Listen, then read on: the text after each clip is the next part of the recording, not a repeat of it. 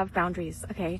If anyone was treating you in a disrespectful way, it goes back to we teach people how to treat us. We were treating ourselves in some kind of disrespectful way. Or else we learned that that's all we're worth. So we could have learned that by other people disrespecting our boundaries in childhood. You're allowed to have boundaries, you're meant to have boundaries. If you didn't get them in childhood, then you learned by your experience that you're not allowed to have them. You are allowed to have boundaries and you're meant to have boundaries.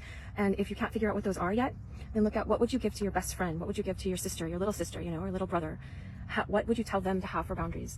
And have those for yourself. Start implementing those. Even if they feel awkward at first, or I wasn't allowed to have boundaries in this way. Don't sell yourself out for anybody, all right? You're worth it. I'm telling you, it's true. Even if it feels awkward at first, because it feels awkward because it doesn't correspond to the experience you had in childhood, but it corresponds with truth. You're allowed to have boundaries. Your parents, if they hit you or abused you, or other people walked over your boundaries and didn't recognize them, or they didn't have boundaries within themselves, they didn't exercise those, then they taught you a lie. They taught you that you're not allowed to have boundaries and you're not worth it by your experience. But the truth is you are, and so have them already. And as you practice those and be courageous in those, things will change in your life for the better. Less heartbreaks, okay?